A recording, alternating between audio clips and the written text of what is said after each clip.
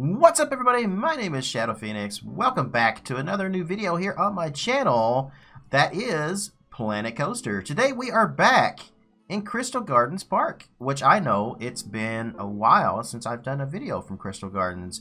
There for a little bit I was doing those park tours, which you guys really seem to love. I've got a couple more of those coming up as well. I'm going to try to see how I'm going to fit those into the actual video schedule that I have.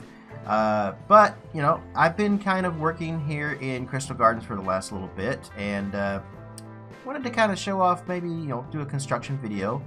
And I know what you guys are thinking. It's I thought all the construction was finished for Crystal Gardens. Well, yes, I thought so too, but the other day I was streaming and I was building in the park, and I was doing one of my park walkthroughs because people love, you know, they come into my stream and they're like, hey, can I see your park? And when I get like a raid or when I get a bunch of new people and stuff in there, I will kind of pick up my controller and I'll go into this view here, and we'll just kind of do a walkthrough of the entire park. And this is kind of what was happening the other day, and I was, you know, chatting with my viewers, and I was, you know, in the park working on some foliage work and just moving some rides and stuff around and trying to get the perfect balance for the park.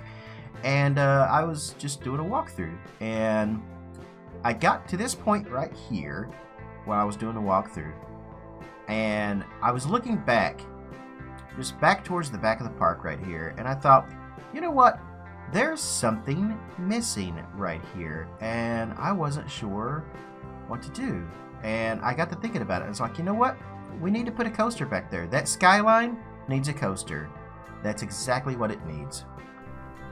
So that's what we're going to do today. We are going to build the new coaster for Crystal Gardens Park. Well, I don't guess it's going to be really a new coaster. It's more of an older coaster, but still.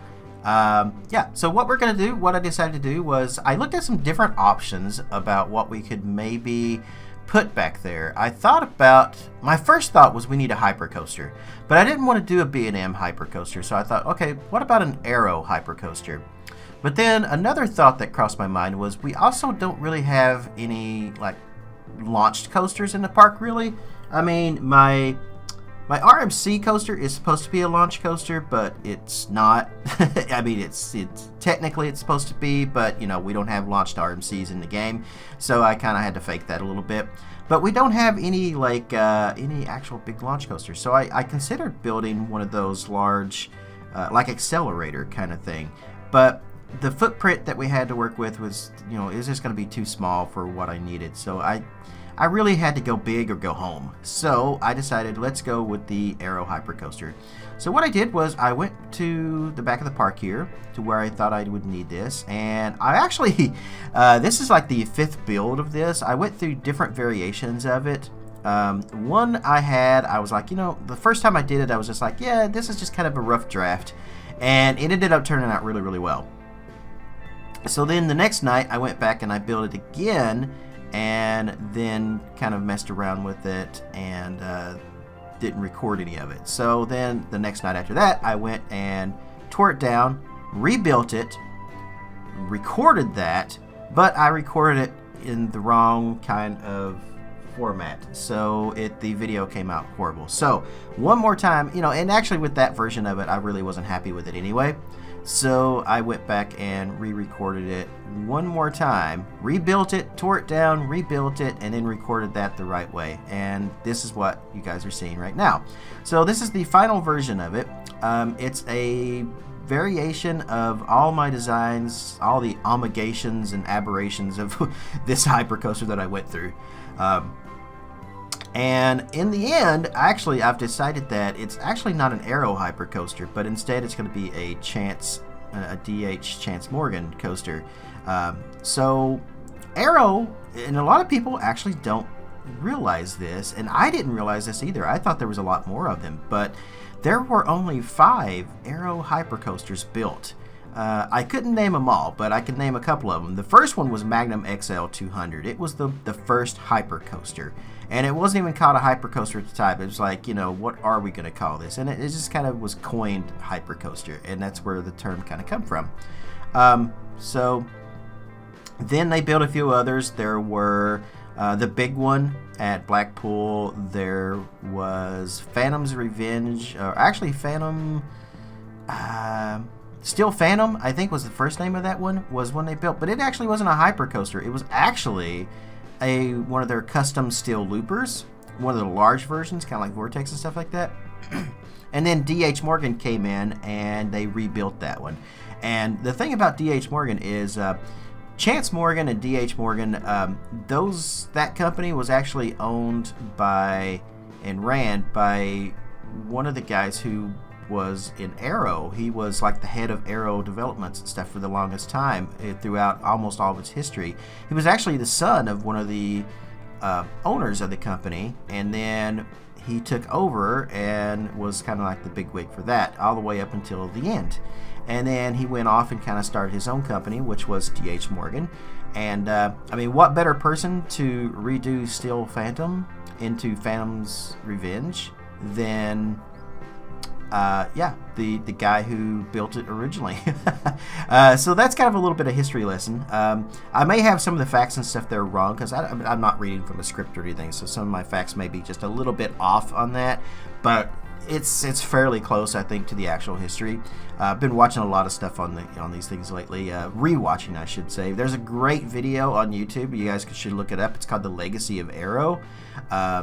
I highly recommend to watch the video. It's about a little over an hour long, and it goes into the history of aerodynamics and aero developments and all that, and how they came to be, and their connection with Disney and all that stuff. I mean, Aero, their coasters might be extremely rough, but let me tell you, they were the pioneers of the amusement park industry. They really, really were. I don't know if amusement parks would be the amusement parks that we have today without aerodynamics. They are a legacy. They really are.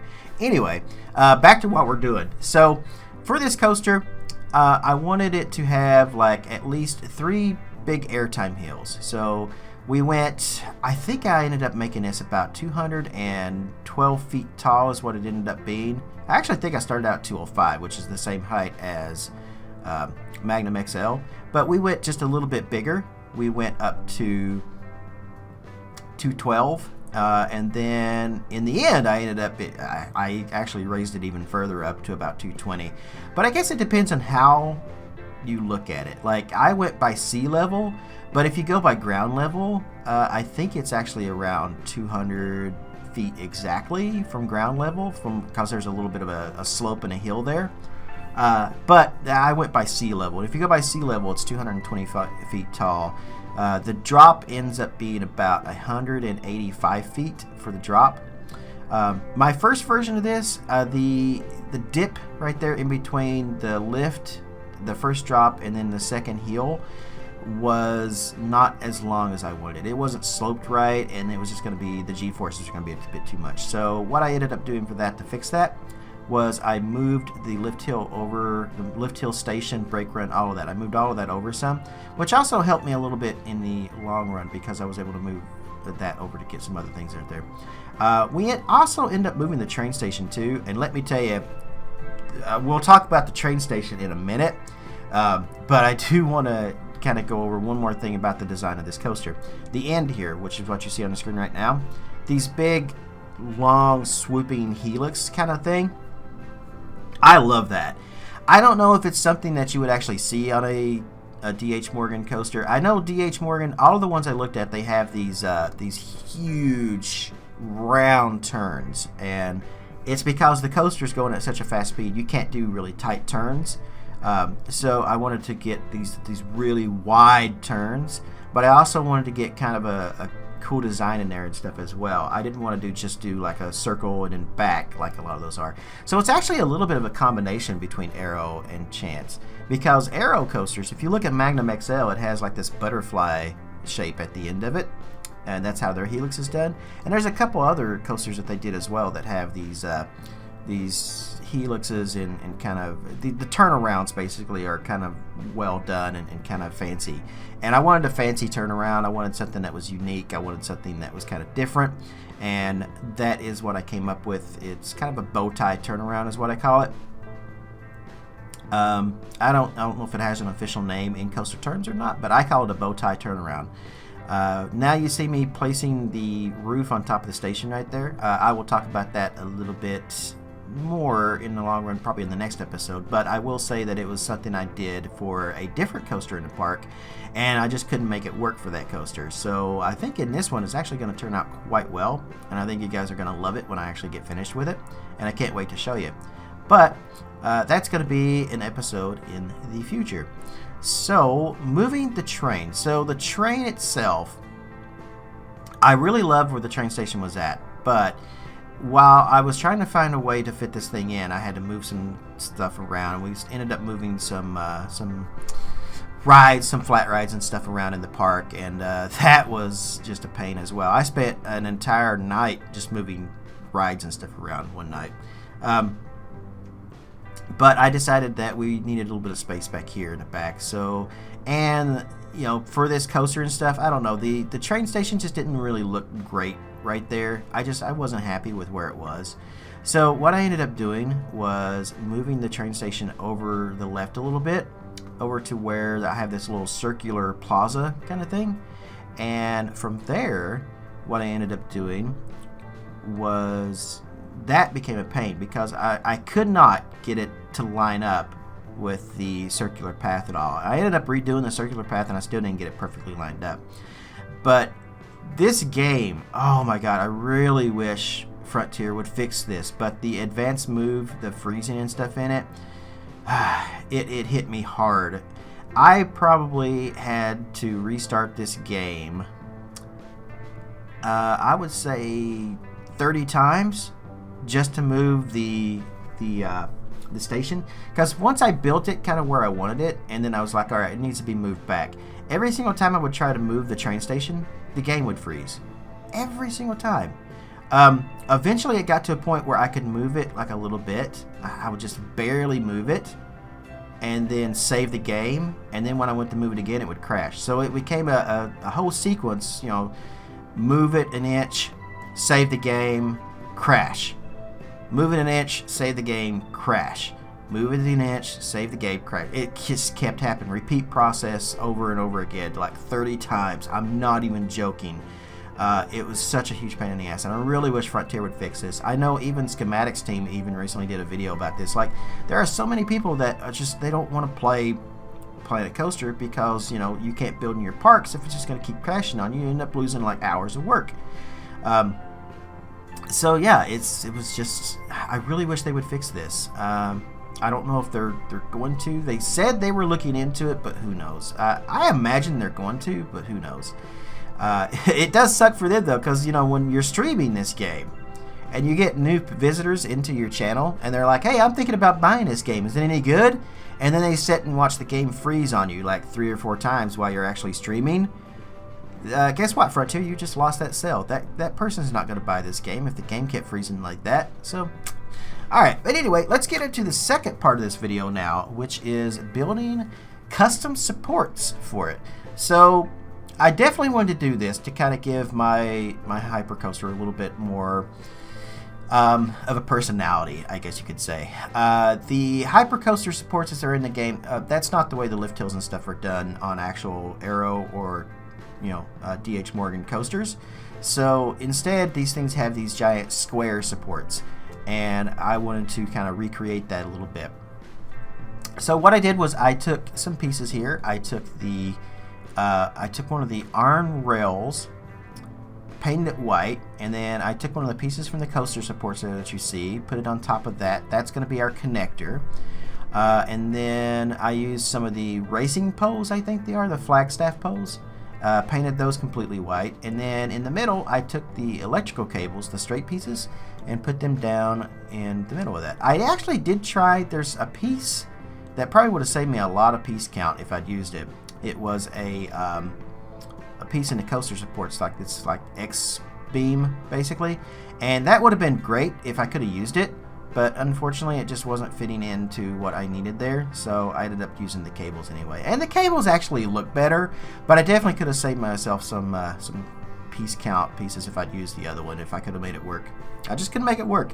I would have ended up having to use 2 of the rails basically, and I just didn't want to do that. But so here was another problem I had, and if anybody out there knows a better way of doing this, please tell me. But trying to, okay, so I built my supports on a grid, right? So I just basically placed them down. If you just place something down on the map right where it is, it's pretty much on the grid at that point. Then you have to turn it and do everything else you need to it, you know, to get it to work. But my coaster, however, is not on the grid. So I had to take this over there, and I just could not get this thing straight at all. It lined up whatsoever with this coaster. And the lift hill, I know for a fact, is straight. It's not on the grid, but it is straight. But it was just off by a millimeter, or even maybe less than that. And when you started moving it forward or moving it back and forth against the rails, it was just going off, and it kept going over to the left a little bit. So it was slanted slightly, and I could not get it lined up. So eventually I just ended up doing the best I could with it, and I was just like, screw it, hashtag it's fine. So, you know, I went with that. My first iteration of this, I went with these kind of box supports, and I went with an 8-meter long is what I ended up doing with those. And I was thinking, are we going to do these like all the way across, or are we going to do just like in certain sections? My first version of this was actually in sections, which you guys will see here in a second. And I'm actually just going to shut up for a minute. I'm just going to let the video play here and let you guys kind of watch me mess around with this. That way, you know, because this is kind of a long video, and I don't have a whole lot I can actually talk about. But anyway, I'm just going to be quiet for a second until we get to the point. Or maybe I will, maybe I won't. I don't know. So I just, yeah, I don't think I will be quiet. So anyway, I took these pieces and I built them down, and I just copied and pasted them down to make the box sections there. I removed the supports from the coaster itself. That's when I got down to this point, I was like, oh crap, the train. Oh no, the train. So I thought I'm gonna have to completely redo that train. And I was like, no, what am I going to do? All right, so this is right here is where I was like, all right, how am I going to do this? So I looked at some different ones, and I noticed all of the like coasters are a little bit different. All these hyper coasters are slightly different as far as their supports go. And I tried to figure out, you know, I think I wanted to do something like this, where I would build a section, space, section, space, section, space. And a couple of my viewers, Beyond U89 included. You guys remember Beyond U89. I was working with Beyond U and Hard Punk Core on Lunawood. So Beyond was in there, and he's like, I really think it would look better if you have them all together. And I was like, really? You know, so I was like, man, that's going to be so much more work and so many more pieces. But in the end, I think they were right. So, yeah. But for now, you know, kind of what I'm doing is just kind of spacing these apart just a little bit and building them down through here. I actually got down here to the very end, and I was like, ooh. Once I got to the end, I was like, those are going to have to be together. So, which you guys will see in just a minute. But yeah, it's, you know, one thing I kind of noticed though is like some of them they start off kind of in sections at the beginning, and as they get closer to the like top of the lift hill, the middle of the entire first drop in hill, it becomes more like they're put together more. So first they're done in sections, and then in the middle parts are all one big complete long section like that, and that's kind of how a lot of them were done.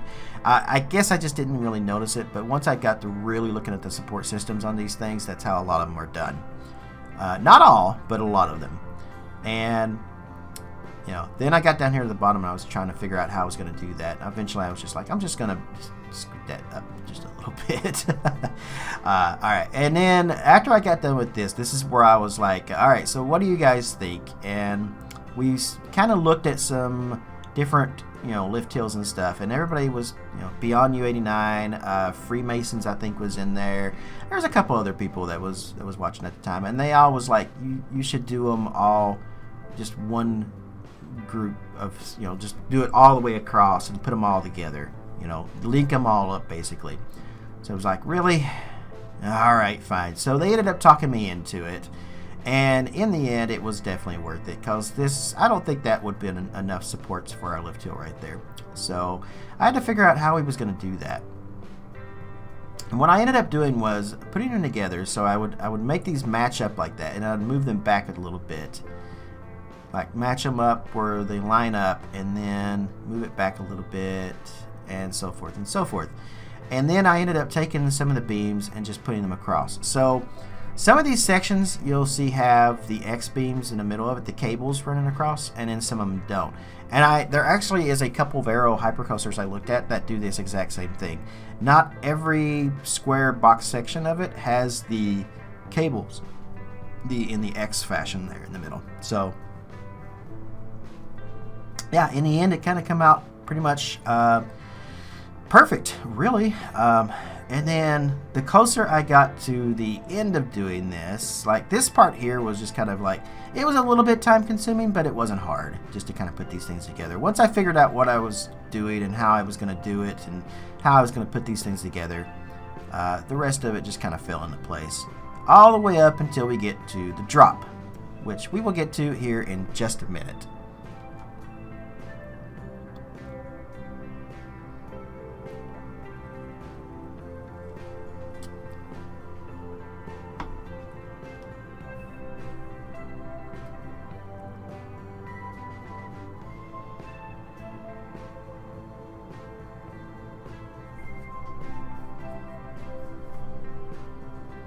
Alright, and now we're going to finish off here down with these box sections here. And this is a great way. I mean, if any of you guys out there are if you have like an Aero or a DH Morgan hypercoaster and you're thinking about doing custom supports for it, this should be a great tutorial video for doing so.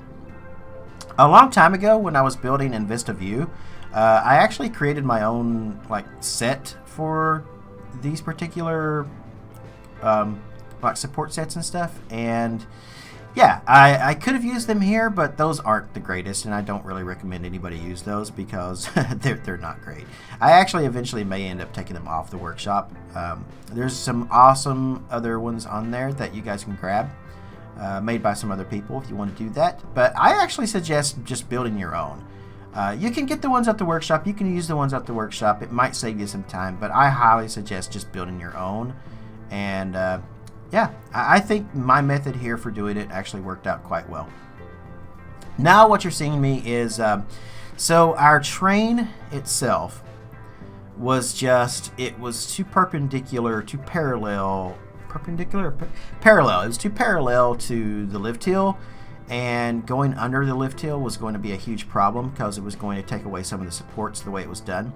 So I ended up moving the train around a little bit and doing the actual track a little bit different, so it runs almost pretty much straight under the lift hill, and that ended up working a little better. It makes the track a little longer, which I wasn't really happy with, but in the end it works out. So now when I get to this point, when I get to the drop here, this is where I was like, oh man, how am I going to do this? This whole drop section was kind of at an angle, and I wasn't sure how I was going to fix this at all. And what I will eventually be doing here in a second, and you guys will see me do it, is going in and I'm kind of looking at it at this point. I'm looking at the track, and I'm thinking, how am I going to fix this? How am I going to make this work? So what I end up doing, I was like, can I turn the lift hills? And I was like, nah, that's going to be too much of a problem. Let's just do this. Let's just move our track over a little bit. That was a bad idea. You can see it's got this like slope right there in the middle of it, which isn't exactly straight. And I couldn't ever get that to straighten out. I tried there for a good 15 minutes, I would say, and I just couldn't get it to go straight whatsoever. What I will eventually do here in a minute, I was like, screw it! So I ended up just deleting the track and almost all of that section right here. I just deleted all, and I was like, I'm just going to rebuild the track and make it a little bit more straight. So it still has to be kind of at an angle though, because I needed to kind of curve around there. And I mean, there are some of the Aero hypercoasters and some of the Chance hypercoasters and stuff, they do have a sloped drop like this. So it's not necessarily unrealistic, but it's not really realistic either, because I don't know, the turn just seems odd to me when you're turning at the bottom of a slope like that, but it was the only way I could do it to get it to work. In the end, I sacrificed realistic for beauty, you know, because I needed this to do this, and this is the only way I could think of to do it. Now these other lift hills I can see, or airtime hills I should say, I could see those being a slope and stuff like that, but coming off the drop like that, I don't know if that would be the most realistic way to do that or not. But I decided it was the best way to do it, and that was what I ended up doing. So, and this made this a little easier so I could actually put our coaster supports on there. So I ended up taking these out, and I was like, alright, so it's still sloped a little bit. It's still kind of at an angle, and it's still not straight. So we'll put these in there the best we can. We'll get as many as we can straight, and then once I get to a certain point, I'm like, alright, let's just start kind of turning them slightly and then putting them together. See, like that. So my supports end up turning a little bit at an angle at that point to kind of match the track. Once I redid all of this, though, it actually came out a whole lot easier than what I expected it was going to. And then I just kind of move the pieces and make them fit a little bit further together. So yeah, this whole process took, I think I worked on the entire support system for a good, I'm gonna say 3 hours total is how long I spent just working on the supports themselves. So all of this footage that you guys are watching right now is about, I would say 5 hours of footage, and it's been cut down to about 30 minutes or so.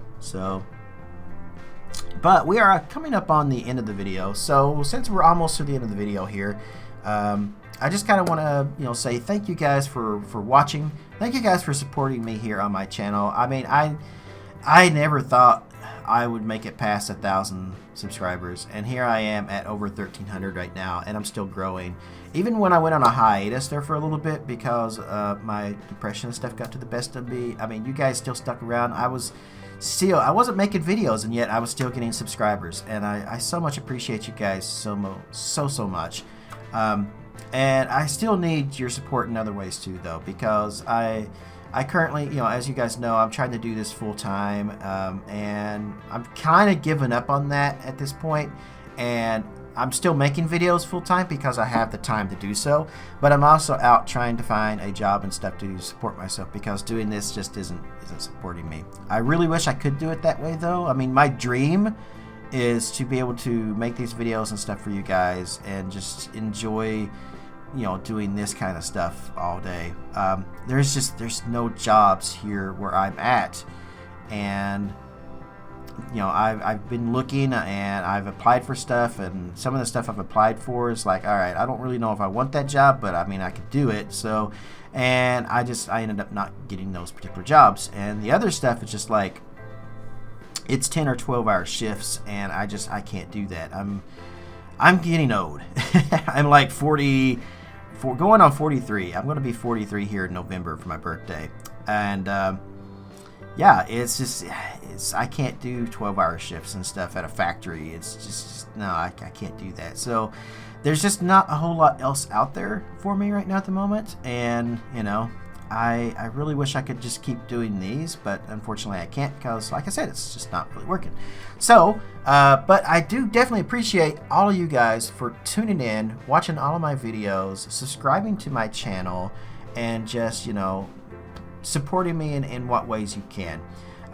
If you are in a position that you are able to donate, it's highly appreciated. I mean, guys, seriously, even $1 goes a long ways. I mean, if like I've said this in a couple other videos, I've got like most of my Planko videos get about 500 views. I mean, if everybody who watched that donated $1, that's $500. That goes so far towards my rent. You guys have no idea.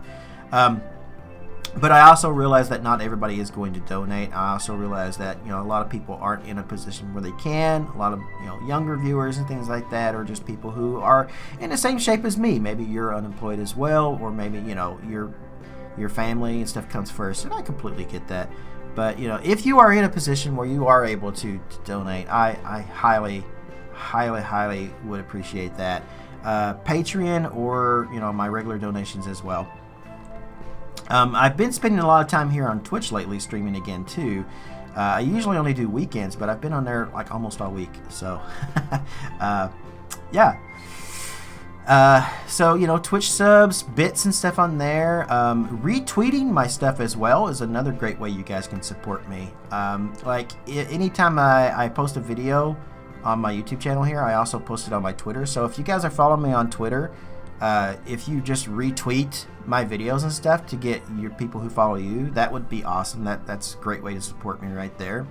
And my affiliates as well. Greenman Gaming, Humble Bundle, Amazon. Those are 3 of my affiliates right there that are awesome places. I know a lot of people buy from those. So, you know, maybe if you're thinking about buying a game or something, maybe check out, you know, my links and go to Humble Bundle, go to Greenman Gaming to get your game. Greenman Gaming's great. Humble Bundle, of course, has awesome bundles and stuff. They've got a Unity bundle right now that I'm actually probably going to try to pick up if I can. I'm really into game design, and I really want to make my own game.